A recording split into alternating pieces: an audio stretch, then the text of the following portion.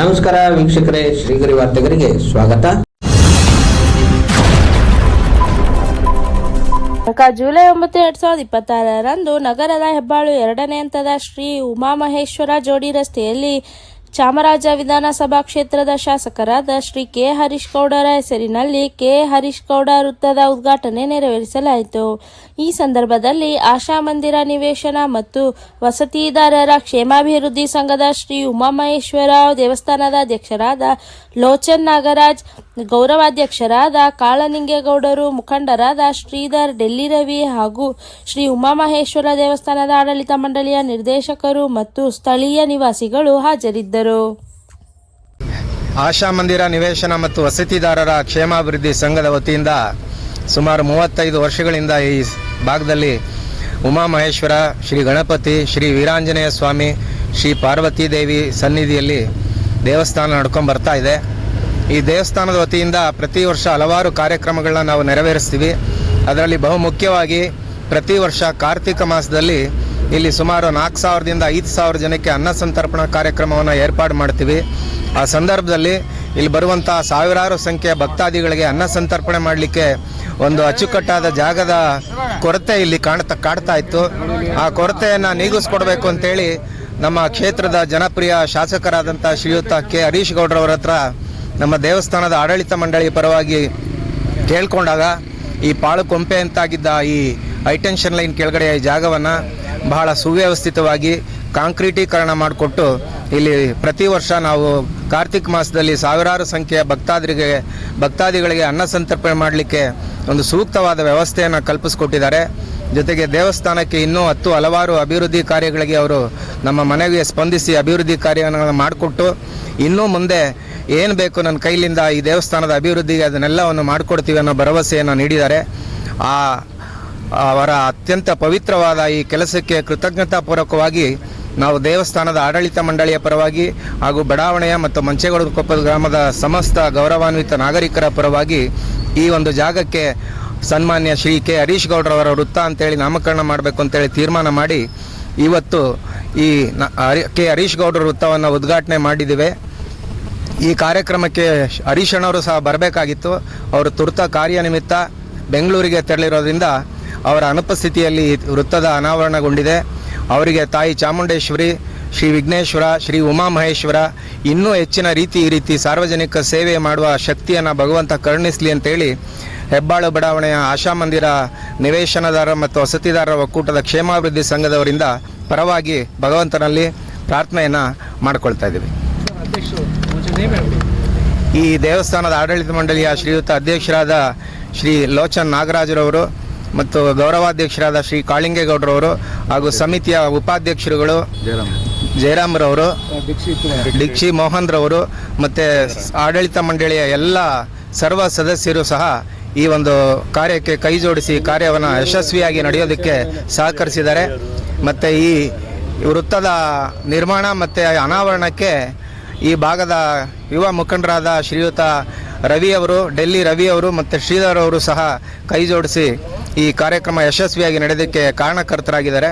ಎಲ್ರಿಗೂ ಸಹ ದೇವಸ್ಥಾನದ ಆಡಳಿತ ಮಂಡಳಿಯ ಪರವಾಗಿ ಅಭಿನಂದನೆಗಳನ್ನು ಸಲ್ಲಿಸ್ತೀವಿ.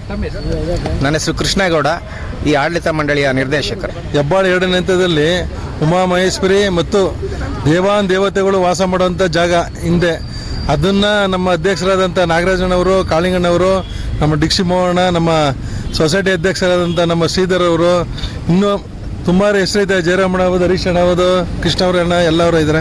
ನಮ್ಮ ಅಧ್ಯಕ್ಷರು ಹೇಳಿದ್ರೆ ಅವಲೇ ನಾಗರಾಜಣ್ಣ ಅಂತ. ಈ ಒಂದು ಹೆಬ್ಬಾಳು ಸಂಕ್ರಾಂತಿ ಋತುಕ್ಕೆ ಹೋಗ್ಬೇಕಾದ್ರೆ ಎಡಭಾಗಕ್ಕೆ ಹೋಗ್ಬೇಕಾದ್ರೆ ಒಂದು 10ರಿಂದ 15 ಎಕರೆಸ್ಗೆ ಆ ಕಡೆಯಿಂದ ಬಳಸ್ಕೊಬರ್ಬೇಕಿತ್ತು. ಇದನ್ನು ಒಂದು ಮನವಿ ಕೊಟ್ಟರು ನಮ್ಮ ಟ್ರಸ್ಟ್ ದೇವಸ್ಥಾನದ ವತಿಯಿಂದ. ಆ ಮನವಿಯಂತೆ ಶಾಸಕರಾದ ಹರೀಶ್ ಗೌಡರು ಪರಿಗಣಿಸಿ ನಿಮ್ಗೆ ಯಾವ ರೀತಿ ಸೌಕರ್ಯ ಆಗಬೇಕು, ಮತ್ತು ಇಲ್ಲಿ ಯಾವಾಗಲೂ ಹಬ್ಬ ಹುಣ್ಣಿಮೆ ದಿವಸ ಪರಗಳು ಮತ್ತು ಸಾಂಸ್ಕೃತಿಕ ಕಾರ್ಯಕ್ರಮಗಳು ತುಂಬ ನಡೀತಾ ಇರ್ತವೆ. ಇಲ್ಲಿ ಅದಕ್ಕೆ ಅನುಕೂಲ ಆಗಲಿ ಅಂತ ಹೇಳ್ಬಿಟ್ಟಿದ್ದಾನೆ ರೋಡ್ ಕಟಪ್ ಮಾಡಿ ಈ ಕಡೆ ಎಕ್ಸಾಕ್ಟಾಗಿ ಓಡಾಡಲಿಕ್ಕೆ ಅನುಕೂಲ ಮಾಡಿಕೊಟ್ರು. ಅದನ್ನು ಪ್ರೀತಿಪಟ್ಟು ನಮ್ಮ ಇಲ್ಲ ಉಮಾಮಹೇಶ್ವರಿ ದೇವಸ್ಥಾನ ಟ್ರಸ್ಟಿನ ಅಧ್ಯಕ್ಷರುಗಳು, ಉಪಾಧ್ಯಕ್ಷರು, ಪದಾಧಿಕಾರಿಗಳು ಎಲ್ಲರೂ ಸೇರಿ ಕೆ. ಹರೀಶ್ ಗೌಡರು ಒಂದು ವೃತ್ತ ಮಾಡಿದ್ದಾರೆ. ತುಂಬ ಅವ್ರು ಇವಾಗ ಇನ್ನೂ ಜಾಸ್ತಿ ಕೆಲಸ ಮಾಡಬೇಕು ಹರೀಶ್ ಗೌಡರು. ಯಾಕಂದರೆ ಇಷ್ಟೊಂದು ವೃತ್ತ ಮಾಡಿದರೆ ಈ ಚಾಮರಾಜ ವಿಧಾನಸಭಾ ಕ್ಷೇತ್ರದಲ್ಲಿ ನನಗೆ ಗೊತ್ತಿದ್ದಂಗೆ ಇದೇ ಪ್ರಥಮ ಬಾರಿಗೆ ಮಾಡಿರೋದು. ಇನ್ನು ಹರೀಶ್ ಗೌಡ್ರಿಗೆ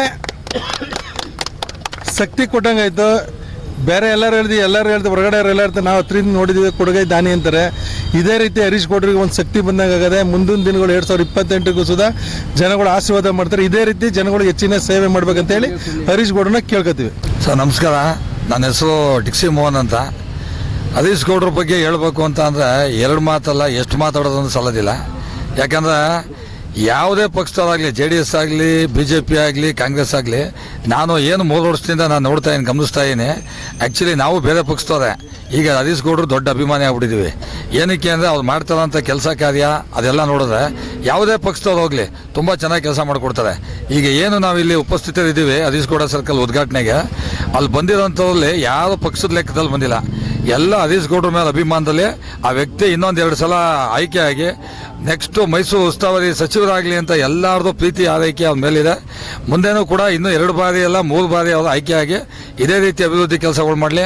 ನಿರಂತರವಾಗಿ ಮಂಚಗುಣಕೊಪ್ಪಲಾಗಲಿ, ಹೆಬ್ಬಾಳ ಆಗಲಿ 2 ವರ್ಷದಿಂದಲೂ ಕಂಟಿನ್ಯೂಸ್ ಕೆಲಸಗಳಾಗ್ತಾ ಇದೆ. ಆ ಥರ ಕೆಲಸಗಳು ನಾನು ಹಿಂದೆ ನೋಡಿರಲಿಲ್ಲ. ಶಂಕರಲಿಂಗೇಗೌಡರ ಟೈಮಲ್ಲಿ ನೋಡಿದ, ಅದು ಬಿಟ್ಟರೆ ಇವರು ನಮ್ಮ ಹರೀಶ್ ಗೌಡ್ರ ಟೈಮಲ್ಲಿ ತುಂಬ ಅಭಿವೃದ್ಧಿ ಆಗ್ತಾ ಇದೆ.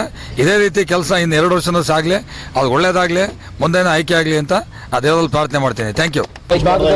ನನ್ನ ಹೆಸರು ಲೋಚನ್ ನಾಗರಾಜ್ ಅಂತ, ದೇವಸ್ಥಾನದ ಅಧ್ಯಕ್ಷರು. ನಾವು ಕಾಳಿಂಗಣ ಒಂದು ಸತಿ ಇಲ್ಲಿ ಬಂದು ನಮ್ಮ ಕೃಷ್ಣಪ್ಪ ಹೇಳ್ದಂಗೆ, ರವಿಮ್ಮ ಹೇಳ್ದಂಗೆ, ನಮಗೆ ಇಲ್ಲಿ ಕಾರ್ತಿಕೇಯ ಸೋಮವಾರದಲ್ಲಿ ಅನ್ನ ಸಂತರ್ಪಣೆ ಮಾಡ್ತೀವಿ, ಒಂದು 6000 ಜನಗಂಟ. ಅದು ಪಕ್ಕದಲ್ಲಿ ನಡೀತಾ ಇತ್ತು. ಈಗ ಮನೆಗಳೆಲ್ಲ ಕಟ್ಟಾಗ್ಬಿಟ್ಟೈತೆ. ಇವಾಗ ನಮ್ಗೆ ಜಾಗ ಇರಲಿಲ್ಲ. ಅಣ್ಣ ನಮ್ಗೆ ಈ ಥರ ಮಾಡಿಕೊಡಿ, ಸ್ವಲ್ಪ ಸುಮಾರುಗಳು ಈಗ ಶಿವರಾತ್ರಿಲಿ ಮತ್ತು ಕಾರ್ತಿಕೆಯಲ್ಲಿ ಎಲ್ಲ ಕಾರ್ಯಗಳು ಮಾಡ್ತಾ ಇರ್ತೀವಿ, ಅನ್ನ ಸಂತರ್ಪಣೆ ಎಲ್ಲ ಇರ್ತದೆ, ಚೂರು ಮಾಡಿಕೊಡಿ ಅಂತ ಒಂದೇ ಮಾತು ಹೇಳಿ ನಾವು. ಅವರು ತಕ್ಷಣ ಎಲ್ಲದಕ್ಕೂ ನಮ್ಗೆ ಸ್ಪಂದಿಸಿ ಎಲ್ಲ ಮಾಡಿಕೊಟ್ಟಿದ್ದಾರೆ. ಅವ್ರಿಗೊಂದು ಕೃತಜ್ಞತೆಗೆ ನಾವು ಒಂದು ನಮ್ಮ ಕಮಿಟಿಯವರು, ನಮ್ಮ ಫ್ರೆಂಡ್ಸ್ಗಳೆಲ್ಲ ಸೇರಿ ಒಂದು ಸರ್ಕಲ್ ಮಾಡಬೇಕು ಅಂತ ಬಂದು ಸರ್ಕಲ್ಗೆ ಎಲ್ಲ ಕೇಳಿದು ಆಯಿತು ಅಂತ ಫ್ರೆಂಡ್ಸ್ ಎಲ್ಲ ಒಪ್ಕೊಂಡಿದ್ದಾರೆ. ಅವರು ಬರಬೇಕಾಯ್ತು, ಕಾರಣಾಂತರದಿಂದ ಇಲ್ಲ. ಅವ್ರಿಗೆ ನಾವು ಯಾವ ಥರ ಕೃತಜ್ಞತೆ ಹೇಳಬೇಕು, ಟ್ಯಾಂಕ್ಸ್ ಹೇಳಬೇಕು ಅಂದರೆ ಗೊತ್ತಾಯ್ತಾ ಇಲ್ಲ. ಮತ್ತು ಇನ್ನೂ ಸುಮಾರು ಕೆಲಸಗಳು ಮಾಡಿಕೊಡ್ತೀನಿ ಅಂತ ಹೇಳಿದ್ದಾರೆ ನಮ್ಮ ದೇವಸ್ಥಾನಕ್ಕೆ. ಅದೊಂದು ಕೊಡುಗೆ ನಮಗೆ ಇರೋದರಿಂದ ನಾವು ಇದು ಸರ್ಕಲ್ ಓಪನ್ ಮಾಡ್ತಾ ಇದ್ದೀವಿ. ಮತ್ತೆ ಮುಂದಿನ ವಾರ್ತೆಗರಿಯಲ್ಲಿ ಭೇಟಿಯಾಗೋಣ. ಶ್ರೀಗರಿ, ನಿಮ್ಮ ಮನದಾಳದ ಗರಿ.